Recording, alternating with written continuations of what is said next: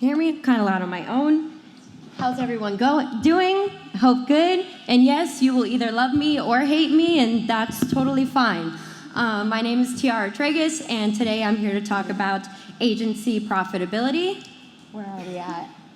We are here. I know it's not a fun topic, but it's a very important topic, and it's something that we all have, whether we're a tech partner, an agency, we run this venue here, we all want to be profitable, right? So I'm just going to try to break it down as simply as possible. Oh, thank you so much. Yeah, I'm short, so.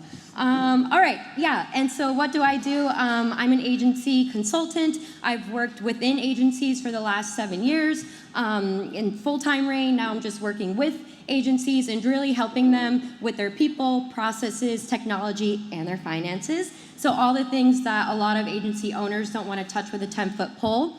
And as you start up your business, you don't really need to focus on those things, right? They just naturally occur. But if you want to scale, you can't ignore them, right? And you have to start using data to make your decisions and not just going off of gut. So that's really what I help and focus agencies do.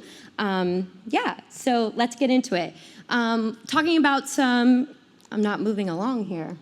All right, talking about profit metrics. So I think it's really common for people who aren't in finance to not understand profitability metrics. It's also really common for people in finance to overcomplicate what's going on and make up new terms. And it just becomes really confusing, right, and convoluted, and it really doesn't need to be.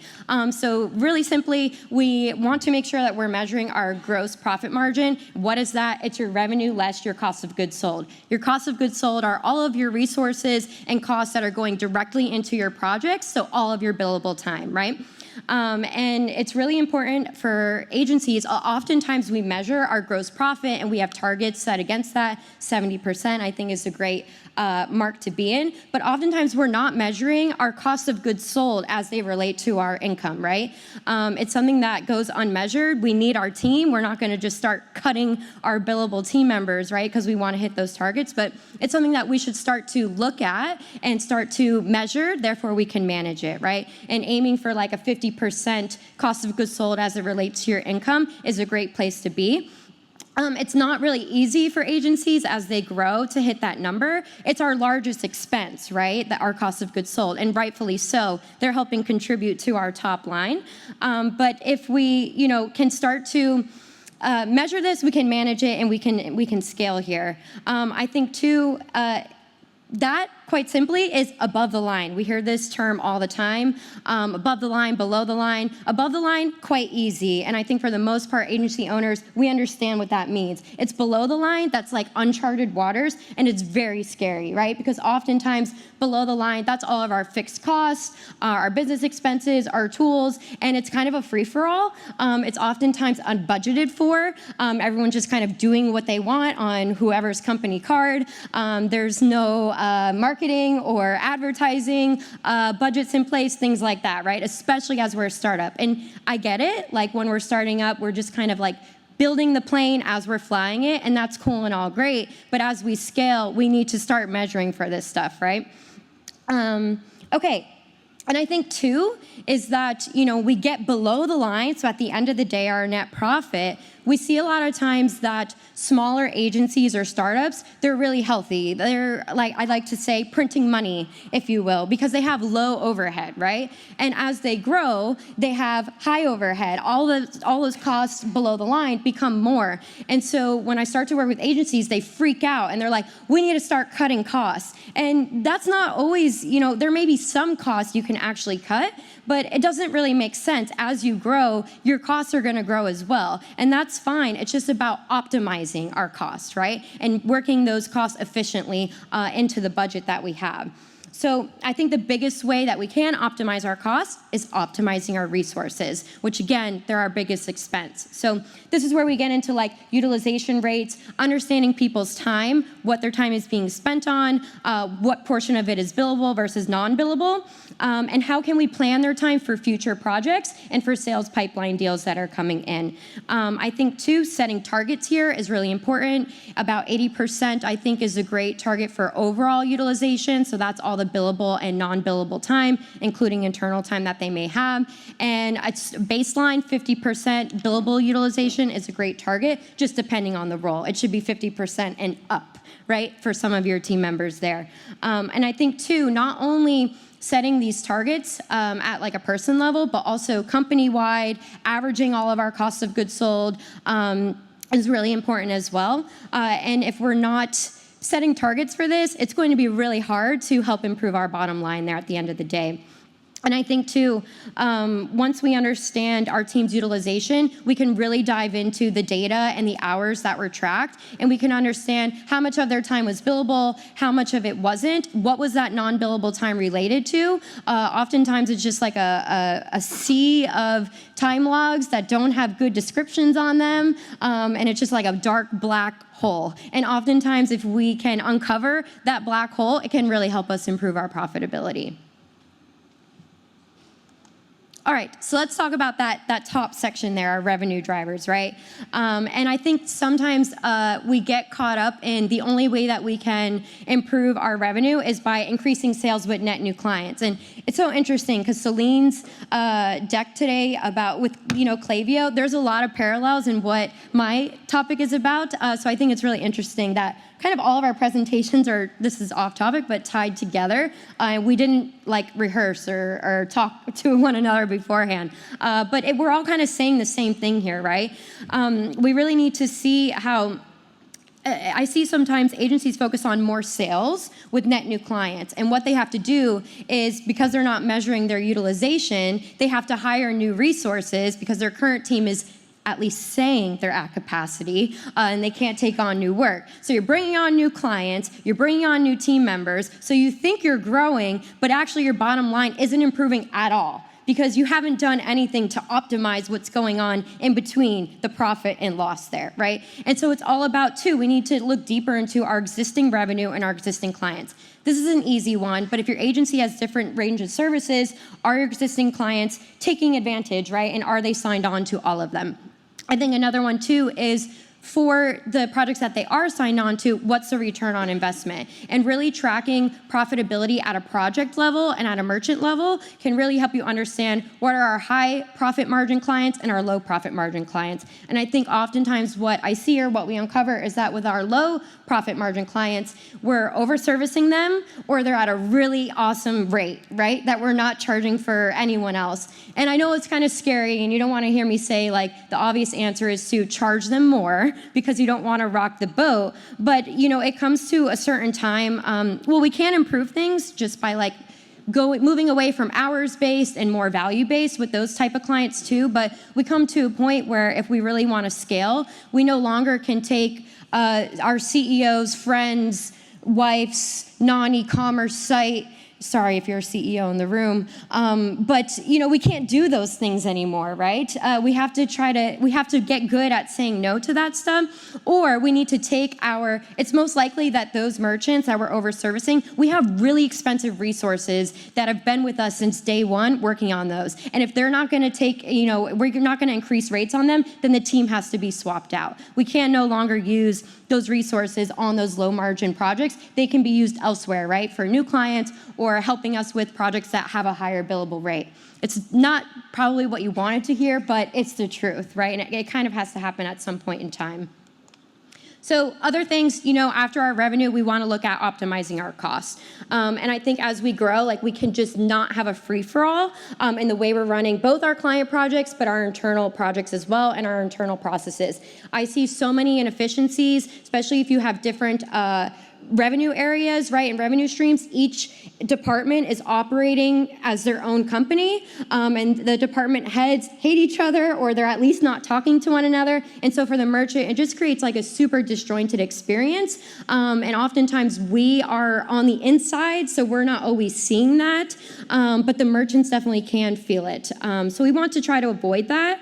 So I think one thing we can do It's quite simple. Anything that's done more than once, and that's if you're a tech partner or an agency, it should be documented in a process, right, for everyone to follow there. And I think, too, like this should be company-wide, and it's not just something that can be used internally. Once you create those processes, they can actually become really great tools for your sales assets to use for prospects and also for lead generation magnets with your marketing tools. It really, you can see the difference with agencies that include slides on, hey, this is how we work and these are the tools we use, versus the ones who don't kind of share that information because they don't have their shit together, right? It doesn't go unnoticed there, and it is worth the time.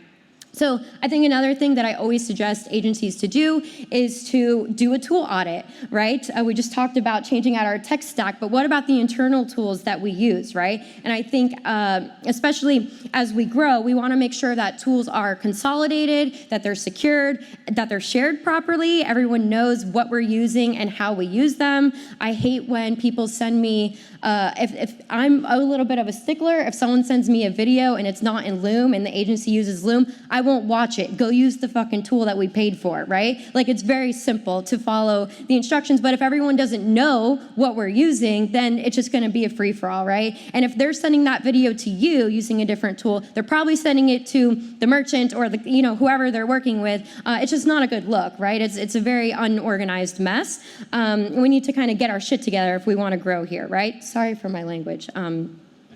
Just kind of feel a little bit passionate about this, right? And I think too, like, we just need to make sure we're monitoring our team's capacity and we're billing hours efficiently. I see a lot of times that on the accounting side, we're sending out invoices and we haven't spoken to the project managers at all, and we haven't double checked that what we're billing is the same hours that the project manager has communicated to the merchant. And on the finance side, that's my worst nightmare, because then I get, as soon as I send the email, the merchant responds back saying, what the fuck am I being billed for here? And then you go to the project manager and you're like, hey, did you tell them that this was going to be billed for?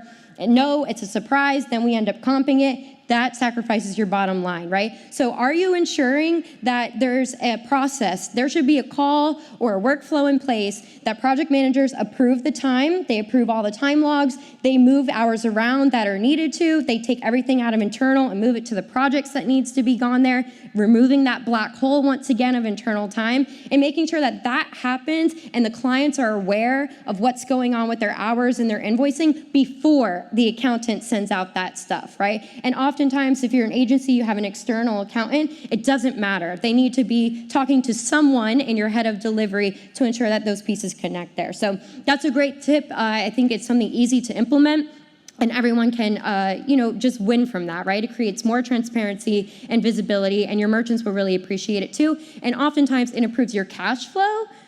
Oh, I'm not there yet. I'm still in cost optimization. Thank you. It can improve your cash flow too, because if the client knows what they're getting charged for, they're more likely to pay it earlier and on time, and it just can kind of keep your wheels turning a little bit quicker, right? Thank you for that. I appreciate it. And I think too, whether your agency is big or small, it's really important to know who's working on what and when they can take on new work. I see agencies oftentimes, or not oftentimes, but sometimes where we're maybe tracking actual utilization, but we're not tracking planned utilization. And so then a new project signs and we have to go on Slack and ask like, hey, who's available for this? That's my worst nightmare, right? And no one's gonna raise their hand and be like, yeah, I have tons of time. I can take this on. So we need to make sure we're getting ahead of that and kind of planning for that. So we'll kind of talk about that next. I think something too is automation. Everyone kind of talked about it so far today, but if we take all this time and put all these processes in place, we want to make sure that they're not just hanging out in a Google Doc. We need to really implement them into the tools that we just optimized and try to put it in everyone's faces so that they understand, like, here's our process, here's our workflow, and make it as simple as possible for them to follow and not be able to fuck it up. All right. Moving on to next year. So building out an allocation schedule. This is one of my favorite ways in operations to understand what's going on and really help connect sales to delivery, which I think is a big topic for today. And this includes both planning for client work and internal work. So, those sales scopes or sales calls that oftentimes your CEO, or if you are a CEO, you're tapping in your most senior development resource, right, to join those calls with you, and they're already bottlenecked, or they're bottlenecking a bunch of projects, and now you're bottlenecking them more. So yeah, and that's fine. We know it's going to happen, so we might as well plan for it, right? I think this goes into a step further, and Matt's probably going to talk about it. We can actually get paid for that time through a paid discovery. I was going to say that's a different topic for a different time, but luckily Matt's coming up next. So good segue there. But at the end of the day, like, we need to plan for that time no matter what. And not only do we need to see, like, when we can see what they're planned for, we can understand what availability our team has and when, right? So then we can answer sales' favorite questions, which are, when can we start and how long will a project take? And we can answer that. If they're not asking you that right now, that's really scary, because that just means that they're making it up, and then they're selling the deal, and then it gets handed to delivery, and then delivery is set up for ultimate failure, because the first call that they're having is, your budget sucks and your timeline isn't going to work. And that just creates a really disjointed experience again. And your merchant goes from being really happy in the sales process because they promised them the world, to a really shitty start of, their client experience with delivery. So ensuring that we're planning for that and planning for our pipeline deals is just as important as planning for our actual running projects. So there's some easy ways to do this where you're not blood sucking your team's time every time there's a deal that you need to estimate for. I do have some templates. I can share them with you after. During the roundtable, I can kind of talk more about this too if you have questions. I think as well, understanding our team's actual capacity so that we can set deadlines accordingly. So even planning, I know it sounds really granular, but like for holidays and planning for people's time off and their vacations is super important. We need to understand by person, by week, by role, what is everyone's planned hours for, so that we can, just do what we say we're gonna do, right? And not over-deliver, under-deliver, and over-promise there. All right, so tracking this, right? I think it's one thing that, if you're a leader in this room, you're getting a monthly financial report and you have really no idea what's in those numbers or what led to them. And I think everything we just talked about, so understanding what's happening with your revenue and what's happening with net new and existing clients helps you understand what's happening at your top line. What's happening with your team's time? Where was it billable? Where was it not? Where was it utilized? That helps you understand everything that went into your cost so that you can feel a little bit more empowered, I guess, if you will, or just more in the know of how you arrived at those numbers at the end of the month, right? Because your accountant, who's a third party, may not know. So that's why it really takes someone in operations that's more integrated into your business that really can understand and work with your teams, not only to understand how you arrived at those numbers, but really take action on them, right? Analyze them for what they are and understand how we can improve them so that month by month we can see growth in our bottom line. I think too, when we can get really discouraged, we look at this report, we're not doing well, we could be doing better, and then we move on to the next month and we don't actually make a change. And if we're not profitable, it's like, what are we actually doing all of this for? Why are we all here, right? So we have to try to make a conscious effort to understand what happened and be better, right? I think an easy way to do this is having dashboards in place. They can be very automated. We can take everything from a Google Sheets in our finances and put them up into an automated report. And we can actually cascade information to people like our sales team and our project managers. We don't want to show them the whole profit and loss statement, but we want to show them how they did against their sales targets, against their actuals per practice area. You may have different departments that you want to see a profit and loss statement per that department. Sometimes your accounting software can't do that for you, but a dashboard can provide that information for you. And I've really noticed a shift that once you provide that information to your department heads and even your project managers on how they're delivering on that stuff, it really empowers them, right? And they really start to ask better questions. They want to get more involved, and they really are going to help things become more efficient. They're going to be looking more in that black hole of internal time. They're going to be consciously thinking about, I need to go put in that change request, right? Because we want to get billed for that time. Whereas before they may have not been as concerned about that, right? Because they didn't have a KPI that was held against them, if you will, or they weren't really accountable for that, right? They're just kind of running their projects, and the finances, that's not their issue, right? So if you promote the visibility into them, you can kind of see the shift in your whole team, and you can really see the improvements too into your bottom line there as well. And I think, too, an easy way to convert those dashboards into targets is through key performance indicators, which really help you track performance, and objectives and key results, which really help you set a strategic direction for the company, and really understand, like, what are the actual activities that we need to do in order to hit those goals, in order to meet our targets that we have. So the KPIs are more qualitative, the OKRs are more quantitative, but together they work really well, and they can really help your agency grow. All right, and I think I always like to talk about this at the end here is, every agency, every company, at its core, we have an internal foundation, and that's our operations, right? Our core is made up of our people, our processes, our systems, and our finances. And if those aren't strong, it's going to show, right? We have to have a strong foundation if we want to grow and we want to be successful, and if we want to make our teams happy, right? Our team's happy, then our clients are happy, we make more money. It's a circle of life here. So if you haven't invested in your agency's actual core operations and you've just kind of been running things with a third party, I think it's super important that you look inward and you start to, look at ways that you can improve this. So that's where I help. I hope you found this useful today, and I'll be here to chat more. Here's my code. All my information is there, and I'd love to talk to you later, so thank you so much.